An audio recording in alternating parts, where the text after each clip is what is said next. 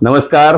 Marathwada live मध्ये आपल्या सर्वांचं आता मी तिसऱ्यांदा पुन्हा एकदा स्वागत करण्यासाठी इथे आलोय. पहिल्या दोन मुलाखती मी बद्दरजींच्या वेगवेगळ्या विषयावर घेतल्यात. आता ही मुलाखत फक्त 5 प्रश्नांची मुलाखत आहे. त्याचं कारण असं आहे मुलाखत घेण्यामागचं की बद्दरजींनी 70 पूर्ण केले आहे आणि 71व्या वर्षात ते पदार्पण करतायत. सर्वप्रथम बद्दरजी, मी आपल्याला मनपूर्वक या निमित्ताने शुभेच्छा देतो. Thank you sir. की मला आपण वेळोवेळी संधी देताय, बोलवताय. एक मित्र म्हणून आपल्याशी माझं वेगळं नातं आहे आणि ते नातं कुठल्याही पैशात, कुठल्याही व्यवहारात मोजता येत नाही असं ते नातं आहे, मैत्रीचं नातं. आणि म्हणून ही आजची मुलाखत केवळ आणि केवळ मैत्रीसाठी रामेश्वरजी बद्दर यांच्या खास आयुष्याचा आढावा घेणारी ही मुलाखत आहे. पहिल्या दोन्ही मुलाखतीमध्ये मी बद्दरजींना विविध प्रश्नांनी घेरावून टाकलेला आहे, पण हे 5 प्रश्न आहेत ते त्यांच्या आयुष्याशी निगडीत असे प्रश्न आहेत. आणि म्हणून माझा पहिला प्रश्न असा आहे बद्दरजी, की आपण या सगळ्या रहाटगाडग्यामध्ये कायम फिरत असता. मला तुमची एक दिवसाची दिनचर्या कशी असते हे जाणून घ्यायची फार इच्छा आहे. जिवरीकर साहेब, मी आपलं मनपूर्वक हार्दिक स्वागत करतो. कारण तुम्ही अंतःकरणापासनं निर्व्याज माझ्यावर प्रेम करता. हक्कानं मी सांगितल्यावर माझी मुलाखत घेणं, मला लेख देणं, कुणाच्या वाढदिवसाला लेख देणं हे करता. नसता पेन पार्क अशी अवस्था असताना एक निर्मळ निस्वार्थ प्रेम करणारे, की ज्यांनी सरपंच असताना किंवा वेगवेगळ्या ॲक्टिव्हिटीमध्ये कधी 2 ओळीची बातमी कधी दिली नाही. आणि मी प्रथमतः आपलं मनपूर्वक आभार मानतो. साहेब, माझी दिनचर्या सगळ्यांना माहीत आहे, पण माझं दिनचर्या म्हणजे मी कधी 3ला उठतो, कधी 4ला उठतो, कधी 5ला उठतो. उठलं की व्हॉट्सअप, नंतर आपले वेगवेगळे काय जे आहेत इंटरव्ह्यू किंवा विश्लेषण फॉरवर्ड करणे. काही लोकांना आज कुणाचे वाढदिवस आहेत त्यांना जाणे, भेटणे, कुणाचे लग्न असतील त्याला भेटायला जाणे, कुणाचे अंत्यविधी असेल त्याला जाणे. आणि हे सर्व करत असताना दररोज वेगवेगळ्या क्षेत्राच्या लोकांना फोन करणे, काय चाललंय काय नाही. कारण शेवटी आपल्याला सगळ्याच बातम्या ह्या घरात बसून मिळत नसतात किंवा आलेल्या बातम्या सगळ्याच खऱ्या नसतात. म्हणून असलेले कार्यक्रम मॅक्झिमम जसजसं वय वाढतंय तसतसं मी मॅक्झिमम कार्यक्रम अटेंड करतोय, त्याला कव्हरेज द्यायचा प्रयत्न करतोय, विश्लेषण करतोय. संध्याकाळी मग एकदा व्हॉट्सअपवर काही आहे का, कुठल्या काही बातम्या आल्यात का, यूट्यूबवर काही आहे का, फेसबुकवर काही आहे का, उदाहरणादाखल अर्चना पाटलांनी काय काय ॲक्टिव्हिटी केल्या, असं म्हणजे वेगवेगळ्या लोकांच्या ॲक्टिव्हिटी वगैरे फेसबुकच्या माध्यमातून पाहणं. संध्याकाळी महत्त्वाच्या बॅनर बातमी, महत्त्वाच्या बातम्या सांगणं.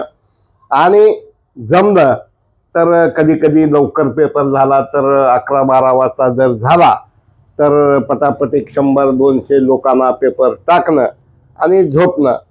मग जाग आली की पुन्हा आपलं तेच सुरू. पण हे सर्व करत असताना जेवढ्या चांगल्या बातम्या, मग ॲग्रेसिव्ह असतील किंवा कुणाचे वाढदिवस असतील, तेवढा आनंद मिळतो, काम करावं वाटतं. पण एक आहे, अभिनंदन बातम्याचं जेव्हा होतं तेव्हा समजायचं ही बातमी फार खतरनाक आहे आणि इसका जरूर इस कर्म का फल मिलेगा.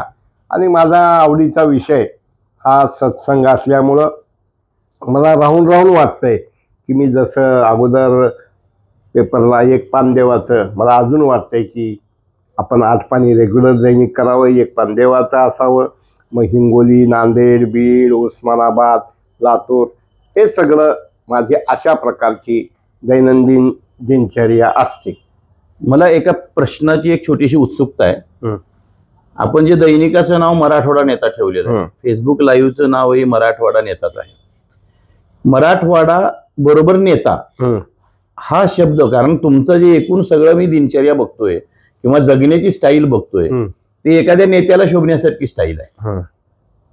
मागे पुढे तुमच्या डोक्यात असं काही आहे का की एखाद्या पक्षाच्या माध्यमातून आपल्याला कुठंतरी नेता म्हणून जाता येईल का, कुठंतरी पुढे पडता येईल का, असं काही डोक्यात आहे का ह्या सगळ्या नेत्याच्या मागचं? अजिबात नाही, स्वप्नात सुद्धा नाही. साधं स्वीकृत नगरसेवक सुद्धा होण्याची इच्छा नाही.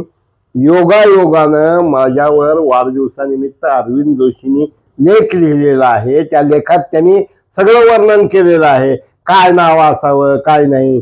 त्यांना मी म्हटलं होतं मी पैशाचं मी बघतो, तुम्ही संपादकीय विभाग, म्हणजे मी विसरून गेलो होतो, पण त्यांनी लिहिलंय. असं अजिबात नेता व्हायचं नाही साहेब. आहे त्याच्यात खूप आनंद मिळतोय. नेत्याला झोपण्यासाठी औषध किंवा गोळ्या घ्याव्या लागतात असा कोणता नेता आहे की जो सुखी समाधानी आणि स्टेबल, जो कोणी स्वतःला आता मी स्टेबल झालो म्हणतोय, तो मूर्खाच्या नंदनवनात जगतोय असं म्हटलं तर चुकीचं ठरणार नाही. मला कृपया मला कुठल्याही महामंडळावर, कमिटीवर, पदावर तुमच्यासारखा एखादा मित्र कुठं पदावर झाला नेता आणि त्यानं मला बद्दल ह्या जबाबदारी कर रे बाबा, मी तेवढं करणार बस. बाकी आपलं काही राजकीय शून्य इच्छा शक्ती. चालतं. मला आणखीन आता दुसरा प्रश्न माझा असा आहे बद्दरजी, की सगळं तुमची दिनचर्या वगैरे मला माहिती आहे, सगळ्या गोष्टी आपण पण सांगितलं आपल्या सगळ्या बोलण्यामधनं. माझी उत्सुकता अशी आहे की मी पण दैनिक चालवून, म्हणजे मी माझ्या आयुष्यामध्ये ह्या सगळ्या खटाटोपी करून इथपर्यंत आलोय. मी पण दैनिकाची जबाबदारी घेतली होती, मी ती चालवली होती. एखाद्या मालकाच्या दैनिकात काम करून दैनिक चालवणं आणि स्वतः मालक होऊन दैनिक चालवणं, यातला जो डिफरन्स आहे तो डिफरन्स शेवटी अर्थकारणाशी येऊन निगडीत असतो. आणि म्हणून या सगळ्या आर्थिक तडजोडी करताना आपण कशा पद्धतीने हे सगळं करता, किंवा आपल्याला यातनं काही मनाला समाधान मिळणारा असा काही अर्थयोग येतो का नेहमीसाठी, का त्याच्यासाठी कसरती कराव्या लागतात? मी तुम्हाला अत्यंत विनम्रतेनं सांगतो की मला अनेक माणसं भेटत गेली. मला आठवतंय मी रस्त्याने एकदा चाललो होतो, करडखेले सर मला म्हटले का थकलेले दिसता? सर अंक निघू शकत नाही, 50,000 रुपये पेमेंट करायचंय. ते म्हटले तुम्ही संध्याकाळी या. आणि त्यांनी माझ्यासमोर असे 70,000 रुपये टाकले. पुरं का अजून देऊ? म्हणलं बस झाले सर, 20,000 शिल्लक राहतात. तसंच मला स्वर्गीय रामविलासजी सोमानी, स्वर्गीय गणपतरावजी मोरगे, सुमित मोरगे, रमेश भाऊ राठी आणि असे अनेक शेकडो. आणि मला कधी लाज वाटत नाही. बरोबर आहे की मला अडचण आहे, माझा अंक निघत नाही, मला द्या. मला गाडी घ्यायची आहे, मला पैसा पाहिजे, द्या. मला लोकांनी भरभरून दिलेला आहे. आणि मी निर्लज्जपणा म्हणणार नाही, मी संकोचपणे म्हणतोय साहेब माझी अशी अडचण आहे, मला प्लीज द्या. बऱ्याच वेळा एक 10 वर्ष अगोदर उसने घेतलेले पैसे देऊ शकत नव्हतो. काय लोक तत्वज्ञान सांगतात की कर्जमुक्त व्हा. पेपरवाला हा एकतर दिवाळखोरी काढून पेपर बंद करावा लागेल किंवा मग प्रॉपर्टी विकावी लागेल. औषधाचे आमचे एक मित्र आहेत ज्यांनी पेपर काढला, 7 एकर जमीन विकली. काय शेवटी हे क्षेत्र म्हणजे आता एक लेख लिहिलाय आमच्या सिद्धार्थ सूर्यवंशीनं की वर्तमानपत्र चालणं म्हणजे किशनराव देशमुखांनी सांगितलं की दारात सुतीनं वाघ बांधून ठेवायचा, तो कधीही मालकाला गिळू शकतं. दुर्दैवानं मोठ्या मोठ्या पेपरमध्ये सुद्धा संपादक मालकाला कळत नाही आणि मग पत्रकार शिकारी आणि संपादक भिकारी राहतात. निरोडकार कोण होतो? सडकेवर होतो आणि बातमी वास घेऊन बघायची. त्या बातमीत काही आहे का गडबड घोटाळा, काही मारामार काही आहे का, हे तर कळतंय आपल्याला. आणि मी म्हणतो ही बातमी मी घेणार नाही. एक मोठा माणूस आहे की मी त्याचं नाव सांगणार नाही, कारण फार मोठ्या नेत्याकडं तो PRO म्हणून काम करतोय आणि त्यानं माझ्या पेपरला बातमी दिली होती. क्षीरसागरापुढं पराभव दत्त म्हणून उभा. मी म्हणलं ही बातमी कट करायची. ही का लिहिली? नाही मला फलाने अजिबात नाही. क्षीरसागर विजयी होणार आहे आणि विजयी होणार म्हणूनच बातमी द्या. म्हणजे कसं आहे आपला संपर्क. आणि मला कधीही ना चपराशाला कसं बोलू, म्हणजे क्लास 4 नाही, कॉमन मॅन तो हायर मॅन. मला बोलताना कधीही कमीपणा वाटत नाही. बरोबर. त्यामुळं मला आर्थिक अडचण आली तरी ती जनता जनार्दन काय. मला एकदा बाबासाहेब पाटील म्हटले, आता सहकार मंत्री, त्यावेळेस मंत्री होते, काय म्हणजे आमचा तर अडचणी एवढ्या आहेत आणि तुम्ही तर गाडी घेऊन आला. म्हणलं काय अवघड आहे, पैसा तुमचा रुबाब आमचा, तुम्ही देता तोपर्यंत हे सगळं गाडा चालणार म्हणलं. त्यामुळं काय अनेक अनेक अनेक कार्यकर्ते असतील, अधिकारी असतील, किंवा तुमच्यासारखे पत्रकार सुद्धा, जेवढीकर साहेब मला 5,000 नाही तिकडे मी उद्या देतो, काय नाही राहू द्या तुम्हाला 10,000 घ्या असं म्हणणारे आहेत. त्यामुळं आर्थिक मला अडचण येते काय येते, पण सुदैवानं आतापर्यंत पैसा नाही म्हणून दैनिक एकही दिवस बंद पडलं नाही. साहेब, मी ज्या प्रेसमध्ये पेपर काढत होतो, अंबाजोगाईला अंक घेऊन जायचे मला कायम बाबराव अडसकर असताना, मी तिथं प्रेसच्या बाहेर कचऱ्यावर झोपलेलं असायचं. आणि मी झोपलं की मालकानं सांगायचं पेमेंट केलं नाही, ते किटकॅट काढून घ्या, लाईट गेली म्हणून सांगा. मी पाया पडायचं, हात जोडायचे, काढा हो पेपर, आज करू नका हो, माझं हे लेकरू आहे. इवन एका तर प्रेसवाल्याला मी म्हटलं होतं, तू जर पेपर नाही काढलास ना तुझं नरलं वाबून मारीन. काय इवन अजय आसोपाला माहित आहे, 2-3 वेळा हातातल्या अंगठ्या फिंगठ्या विका किंवा कोणाकडे ठेवा सोनाराकडं आणि पैसे घेऊन या, आपल्याला पेमेंट द्यायचं, आपल्याला कागद आणायचंय.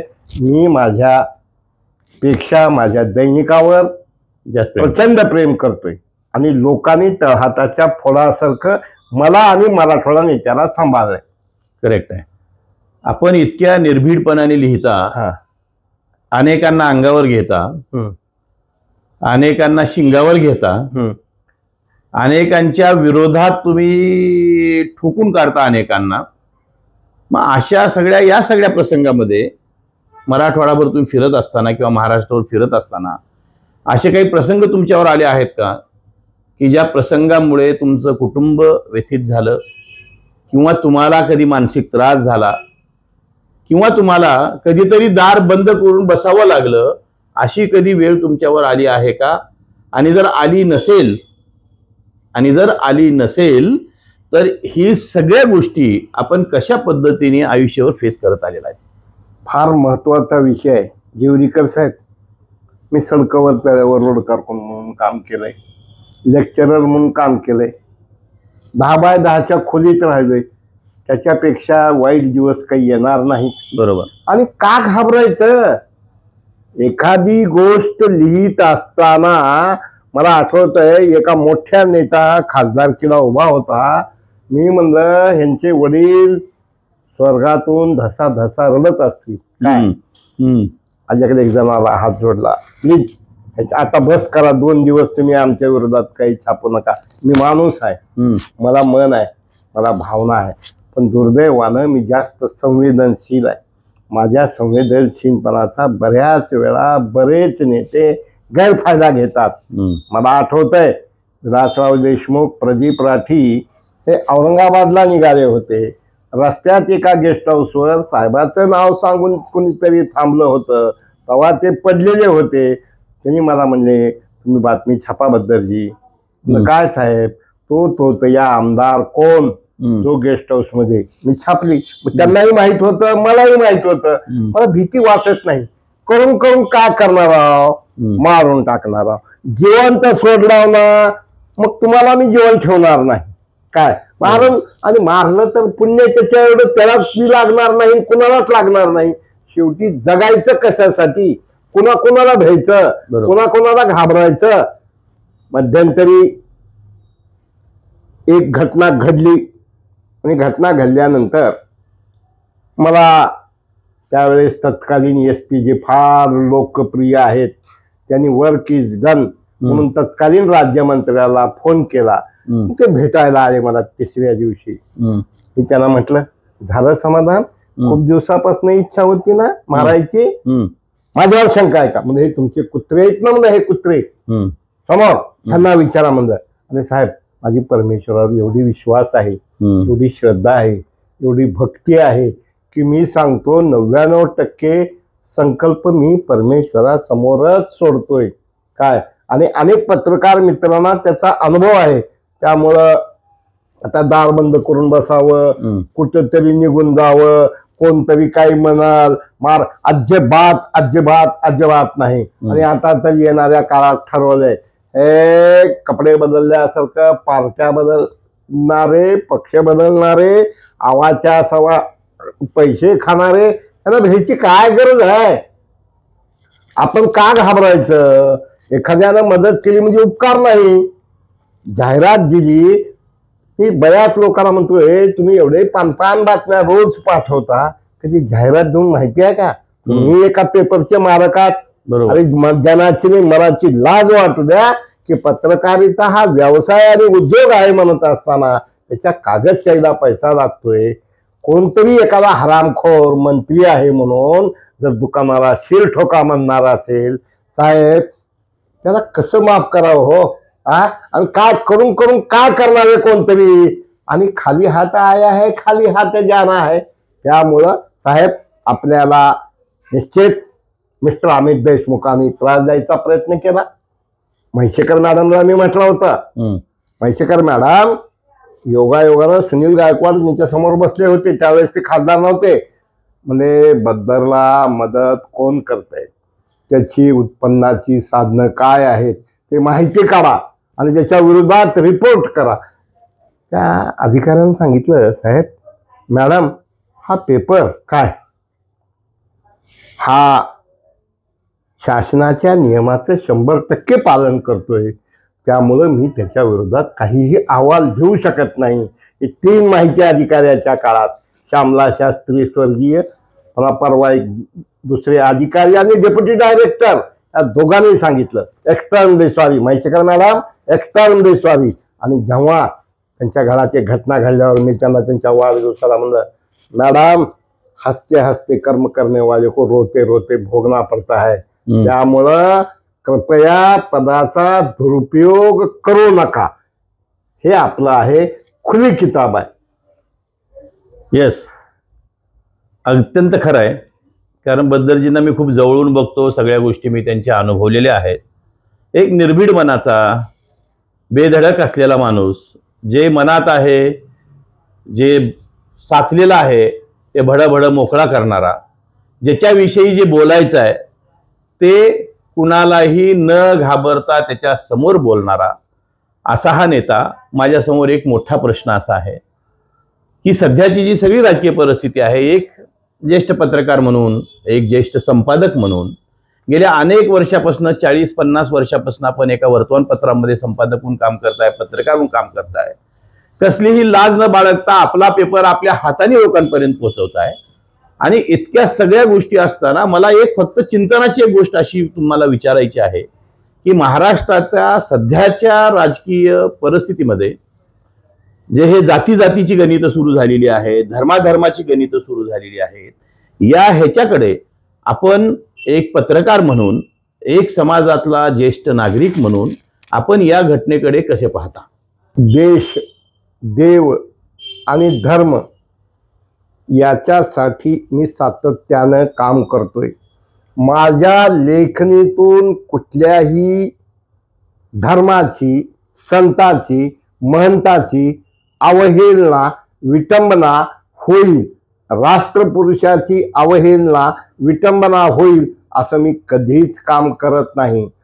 माझ्या वैयक्तिक स्वार्थासाठी मी देशाच्या एकात्मतेला तडा जाईल असं वागत नाही.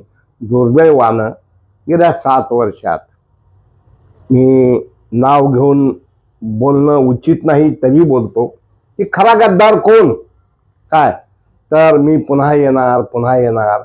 फक्त देवेंद्र फडणवीस ब्राह्मण आहे एवढ्या एका खुल्यावर शकुनिकी खेळणारे जननायक, जननेते, लोकनेते यांनी ज्या पद्धतीनं उद्धव ठाकरेंना आपल्याकडं वळवलं, त्यांना मुख्यमंत्री केलं आणि त्याचंच फळ ह्या हाताने घ्यायचं आणि ह्या हाताने द्यायचं.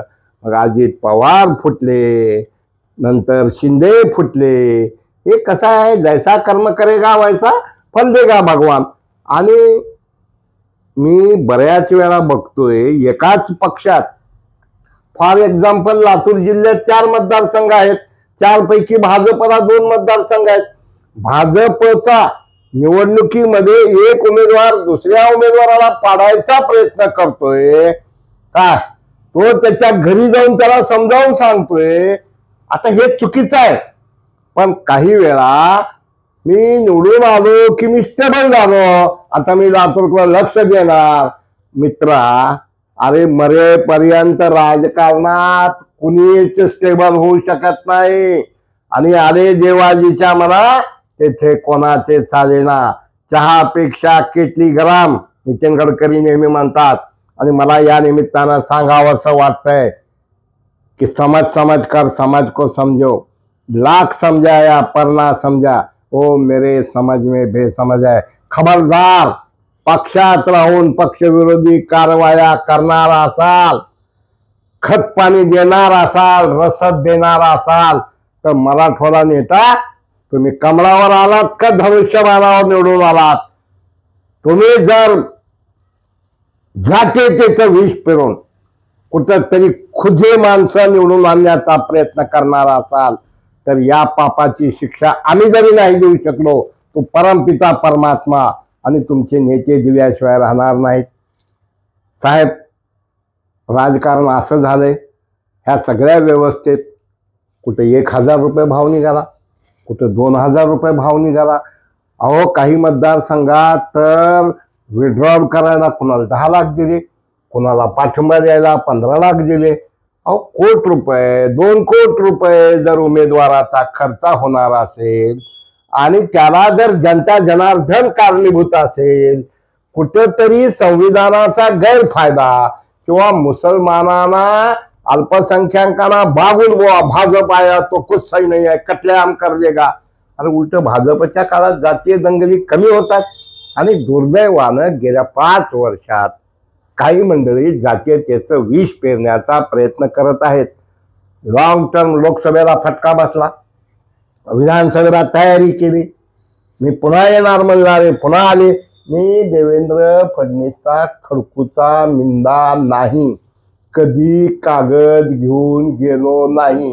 त्यांच्या कुठल्याही बगलबत्त्याने माझं एखादं काम केलं नाही. तरी परंतु एक चाणक्य म्हणून, हुशार म्हणून, संयमी म्हणून, तोंडावर साखर, तोंडात साखर, डोकावर बर्फाची लादी असलेला माणूस ज्या ठिकाणी की नरेंद्र मोदींची प्रतिमा उंचावण्याचा प्रयत्न करत असताना चहापेक्षा काय केटली गरम असणाऱ्या त्या केटलीपासूनच त्यांना धोका होऊ शकतो. कारण शेजारच्या जिल्ह्यामध्ये सुद्धा मी पाहतोय, अरे एवढे भारी पिये, त्याला लाज वाटते की चला हे कदाचित त्यांच्या नावानं काही प्रॉपर्टी आहेत का काय, मला शंका येते. आणि म्हणून नाटकं करतात. तर या राजकीय परिस्थितीला कारणीभूत जनता जनार्दन, मीडिया. अहो, सरळ विधानसभेला 50 लाखाचं पॅकेज द्या. एक पेपरला जर 50 लाखाचं पॅकेज द्यायचं म्हणलं, 5 प्रमुख आणि बाकी लिंबू टिंबू 50,000, 10,000, 20,000, आणि त्याचं बजेटच 5 कोटी, तर पेपरला वरच खर्च करावा लागेल. त्यामुळं दोष कुणाचा, कोंबडा अगोदर की अंडा अगोदर जसं म्हणतात त्या पद्धतीनं या राजकीय परिस्थितीवर मला असं वाटतं, तुम्ही आम्ही जेव्हा लहान होतो बेल बॉटम बॉल पॅन्ट होती, नंतर आता बारकी पॅन्ट आली, आता बरमाडा आली. लोक बाजारात बरमाडा घालून फिरतात. काय एकेकाळी आंदोलन झालं, आम्ही खाकी चड्ड्यावर शाळेमध्ये फिरणार नाहीत, पोलिसाला चड्ड्या नको पॅन्टी द्या. त्यामुळं बदलेल आणि लोकांनी 100% मतदान, बाकी एक देश एक मतदान न करता 100% मतदान, आणि जनमतदानाचा हक्क बजावणार नाही त्याला राष्ट्रीय काहीही लाभ मिळणार नाही. आणि 3 लेकरापेक्षा 2 लेकरापेक्षा जास्त असलेल्यालाही फायदे मिळणार नाहीत. पण कुठंतरी मतासाठी आपण जर त्यांच्याकडे दुर्लक्ष करणार असू तर हे होणारच आहे. शेवटी काय एकटा बिचारा मोदी तरी काय करणार आहे. फडणवीस, मी बामण आहे, मारवाडी बामण म्हणून मी कधी आपल्या देवेंद्र फडणवीस कडे जाऊन काही फाईल घेऊन साहेब माझं एवढं अनुदानाचं काम करा म्हटलो नाही. आणि आयुष्यात 40 वर्षाच्या पत्रकारितेत बदली भरती नोकरी या भानगडीत पडलो नाही. जाहिरात द्या, नगदी पैसे द्या, आणि साहेब काय दोष कुणाचा हो? अहो 50-50 कोटी रुपये आमदारकीला खर्च करून, आणि त्याच्या पुढे आमच्या लोकसभा मतदारसंघात तर त्या बिचाऱ्यानं पैसे देऊन ते पैसेच खर्च केले आणि उमेदवाराला पैसे दिले नाही म्हणले. आता अशा झारीतील शुक्राचार्याला कोण काय करणार की का पक्ष सोडून गेलं? ठो ठो ठो सगळ्या मतदारसंघात सांगलेलं मी पैसे दिलो मला पाडले. अरे भल्या माणसा, इथं राहिला असतात तर काहीतरी भवितव्य होतं. पण काय माणसं काय होतात की बेचैन होतात. त्यामुळं येवरीकर साहेब हे समजून घेतलं पाहिजे, प्रयत्न केला पाहिजे. आणि आपण देशाचा विचार करण्यापेक्षा इथला विचार करू ना. लातूर जिल्ह्याचा जिथं काय चाललंय, बरोबर, कशा गडबडी घोटाळे करायचा प्रयत्न करतात, कशाला वाल्मिक करारचं बघायचं किंवा धनंजय मुंडेचं सांस्कृतिक कार्यक्रमाला खर्च एवढा. तिथल्यासारखं इतरही काही घोटाळे झालेले आहेत. फक्त कसं आहे, पहिला खडा मारायची गरज आहे. मग ते 20 लाखाचा मंडप कोटी रुपयाचा मंडप म्हणून होतोय. त्यामुळं आणि पत्रकार मग देता का छापू ही जर प्रवृत्ती असेल, नेते म्हणतात मंत्रीपद देता का पक्ष सोडून जाऊ, अशा सगळ्या एकंदरीत परिस्थितीमध्ये आपण उडदामाजी काळे गोरे काय निवडावे निवडणाऱ्याने कधी कधी मोदींचीही अडचण होती, कधी कधी फडणवीसांचीही अडचण होती, कधी कधी शिंदेचीही अडचण होती. मग मुख्यमंत्र्याचं उपमुख्यमंत्री व्हावं का झालं नव्हते का फडणवीस, काय बरोबर, दादाचीही अडचण होती. माणसाला खरं बोलायचं सवय, लई संयम ठेवला, लई संयम, गुलाबी संयम ठेवला. आणि एके दिवशी बारामतीमध्ये म्हणला गडी बाबा म्हणले, ए मला मत दिला म्हणजे काय खरेदी केलाच का रे, पाच खाली काय स्वभाव गुंद आहे ना, एअरकोट म्हणता आहे ना. कसा आहे जेवरीकर साहेब, मला आमचे प्रदीप भाऊ नेहमी म्हणायचे, नवीन पेपर होता, यार तुम बहुत अच्छा लिखते बोले, तुम मुंबई में जाओ, तुम मुंबई में तुम्हारा इंतजाम. दाऊद को बोल के गोळ्या डालने को बोलो म्हणलं भाऊ. म्हणजे कसं आहे साहेब की इथं लोक कसे आहेत, भाऊ आमचे घरचे प्रेम करणारे पहिल्यापासून, पण नांदणारीला पळ आणि पळणारीला नवऱ्या पुढे धंदा कर किंवा कोणाकडे तर जा, असा समाज आहे. त्यामुळं नेते असो, पत्रकार असो, अधिकारी असो, फार भयान चित्र आहे. खरं म्हणजे मुद्द्याशिवाय बोलता येत नाही. अहो काही अधिकारी मी पाहतोय, डेप्युटी कलेक्टर तिथंच, झडपीला शिओ तिथंच, DSO तिथंच, कलेक्टर तिथंच. अरे चांगलं एक तर हाकला ना कोकणात, हाकला ना पश्चिम महाराष्ट्रात. आणि मला या व्यवस्थेला जर शिस्त लावायची असेल ना, ब्युरोक्रेसीला काहीच नाही हिशोब द्यावा लागत. त्यांना काय पेमेंटच्या बदलीच्या वेळेसच द्यावं लागत असत. पण हे मात्र कुस्करून वरबून खरडून खाऊन किडकिडे राहतात, मस्त मजा करतात. यांना चाप लावायची गरज आहे असं मला वाटतं. अगदी खरं आहे. आपण एक संवेदनशील पत्रकार पण आहात. खरं तर आता बोलत बोलत आपण विषय अर्धवटच घेतला की बीडच्या घटनेवरचा. माझा एक छोटासा प्रश्न असा आहे की तिथं ज्या पद्धतीनं राहिवलगिरी चालू आहे, म्हणजे एका जातीची दुसऱ्या जातीवर, दुसऱ्या जाती तिसऱ्या जातीवर, आता 2 बळी जातील, पुन्हा 4 बळी जातील, पुन्हा कुणाचा तर आणखीन नंबर लागेल, पुन्हा आणखीन कोणीतरी जाईल. या सगळ्या सिनेरिओमध्ये एक समाज म्हणून किंवा एक परंपरागत चालत आलेली जाती व्यवस्थेची जी उतरंडी आहे, ही उतरंड पाहता आजही शहरी वातावरणापेक्षा ग्रामीण वातावरण बरं आहे असं आपल्याला वाटतं. मी नांदेड जिल्ह्यातील शिवराज पाटील होटळकरांना म्हटलं, तुम्ही छावामध्ये होतात, राष्ट्रवादीमध्ये होतात, राणा पाटील तुमचे पाहुणे आहेत, मोहिते तुमचे पाहुणे आहेत, तुम्हाला असं वाटत नाही का गावागावामध्ये मराठा वर्सेस ओबीसी लढाई लागली, पण ओबीसीच्या नावावर काही लोक, मराठ्याच्या नावावर काही लोक. आता तुम्ही बघितलात की मध्ये मध्ये जरांगेंनी ज्या पद्धतीनं लोकसभेनंतर विधानसभेला गडबड केली, लोक भेटायला जायचे उमेदवार. साहेब आपल्याला इथंच काय आणि जी रायवली आहे ना, मला फार बोलायचा चर्चा करायचा नाद आहे. मी माझ्या एका मित्राला अनेकाला म्हणलं, मला 1-2-4 मर्डर होतेच बाबा, 2-4 मर्डर होतेच बाबा. ते मला एका माझ्या मित्रानं, तुमच्यासारखाच एक प्रेम करणारा, निर्मळ प्रेम करणारा माणूस आहे, त्याला मला सांगितलं, बद्दल आता मर्डर होणार नाहीत म्हणले. कारण ज्या पद्धतीनं सगळं चालू आहे, जे जे मर्डर झाले ते सगळे ह्याचं वगळता काय, जे जे मर्डर झाले ते सगळे विचित्र पद्धतीनं झाले. आणि खून का बदला खून, खून का बदला खून. आता जर मर्डर करायचा असेल, एक वंजारी, एक मराठा, एक धनगर, एक मागासवर्गीय, एक मुस्लिम, अशा चौघाला मिळून करावं लागेल म्हणजे. कारण आता जातीयतेचं विष. आणि साहेब खरं सांगू का तुम्हाला, या 2च जाती आहेत आपल्याकडं, एक श्रीमंताची जात, गरिबाची जात.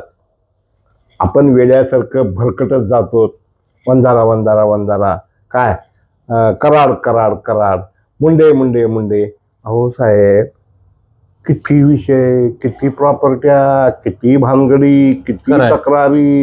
अहो त्या सरंगी आणि महाजननी बोललेलं बघितलं, पुन्हा नंतर मध्ये तुमचे काय ते हार्वेस्टरचं 8-8 लाख घेतले.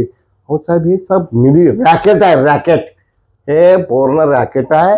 आणि या वाल्मिक कराड आणि आपला तो संतोष देशमुख प्रकरणातनं भ्रष्टाचार करणारे लोकप्रतिनिधी, अधिकारी सगळ्यांनी धडा घ्यायची गरज आहे.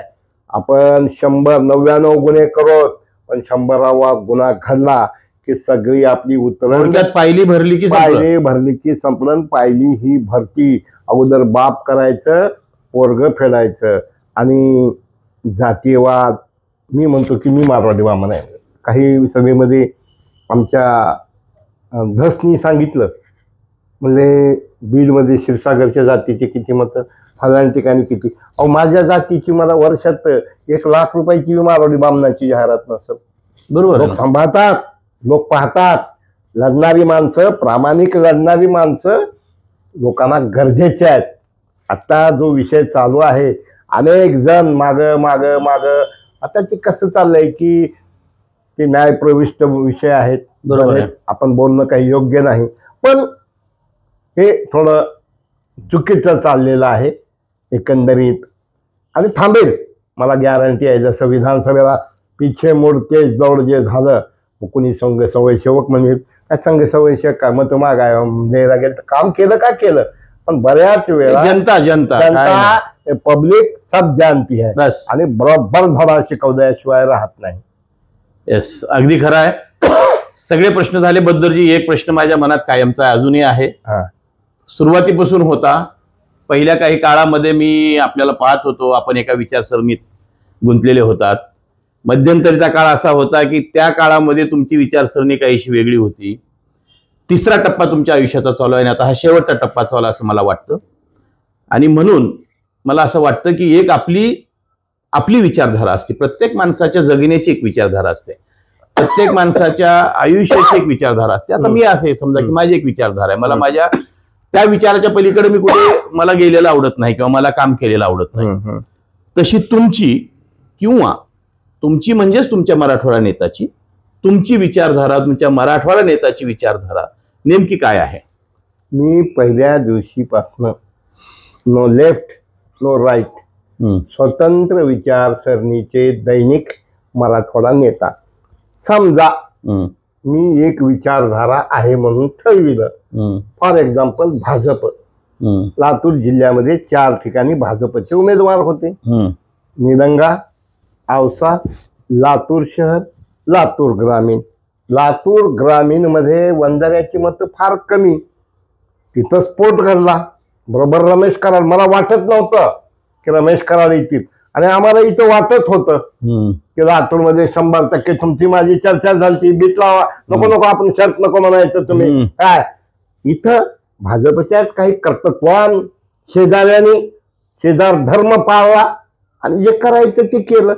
त्याच्यामुळं तुम्ही जर म्हणाल तुम्ही भाजपचे आहात काय आणि भाजपची विचारसरणी, अरे तुम्ही भाजप म्हणून जर एक एक मला उदाहरण देतोय मी, एक नवरा बायको आहे, बायको बिचारी सज्जन चांगल्या पद्धतीनं वागलेली आहे, नवरा रोज लफडे करून आलाय, रोज माल मारलाय, बायकोला मारलाय, लक्ष दिना गेलाय आणि शेजारणीला लाखो रुपयाचे सोने नाणे दागिने देऊ लागलाय आणि मग माझी विचारसरणी म्हणून ह्यांच्या नादाला जर लागलो आणि आता मी स्टेबल झालोय म्हणून जर कोणीच मध्ये उठणार असेल आणि आता मी लक्ष देणार, बाबा हो कोणीच कुणाकडे लक्ष देऊ शकत नाही.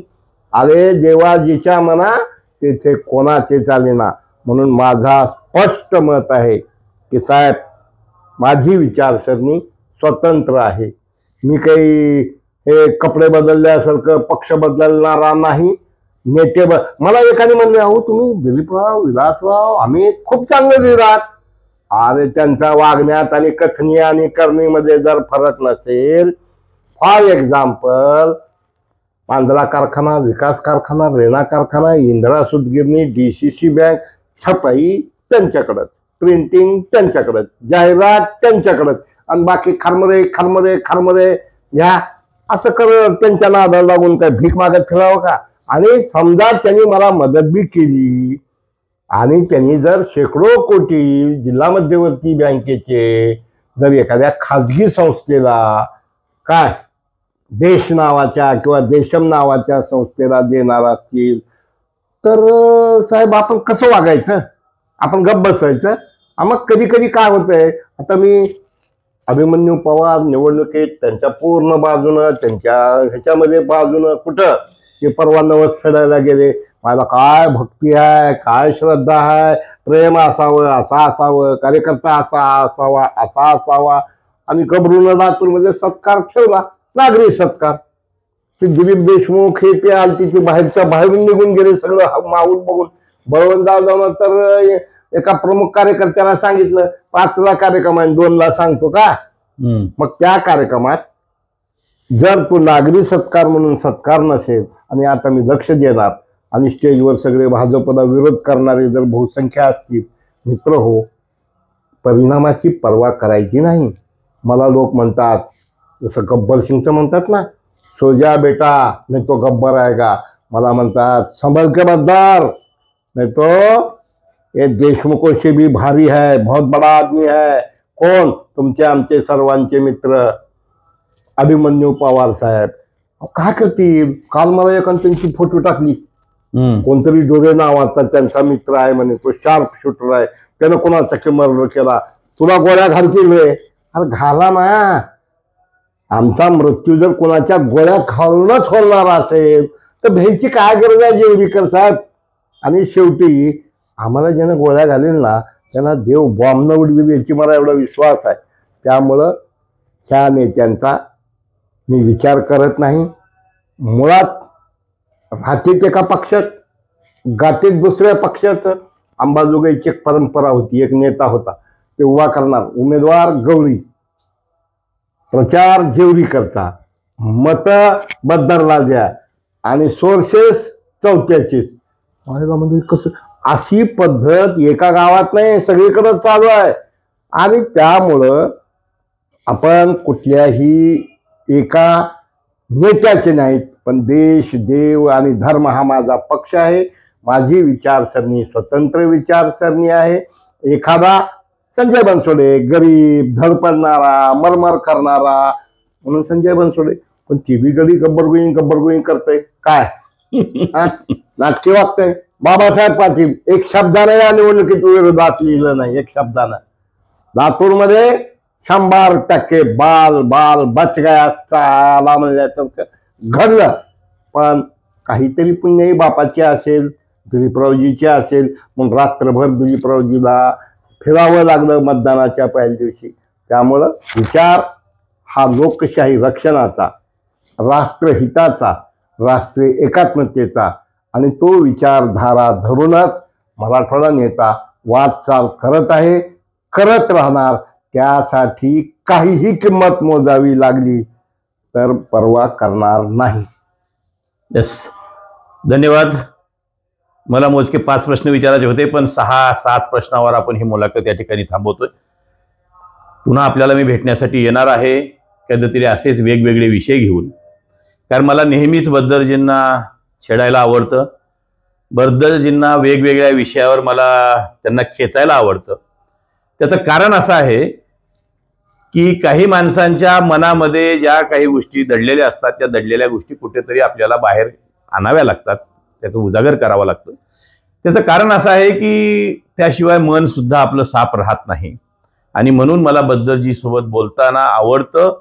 तुम्हालाही जर ही मुलाखत आवडली असेल तर नक्कीच लाईक करा, शेअर करा आणि असंच मराठवाडा नेता लाईव्हला भरभरून प्रेम द्या. मी याच ठिकाणी ही मुलाखत थांबवतो. धन्यवाद. खूप खूप आभारी आहे. धन्यवाद जेवरीकर साहेब, धन्यवाद मी म्हणाय पाहिजे, कारण तुमचा बिझी शेड्यूल असताना तुम्ही आलात, तुम्ही मुलाखत घेतली.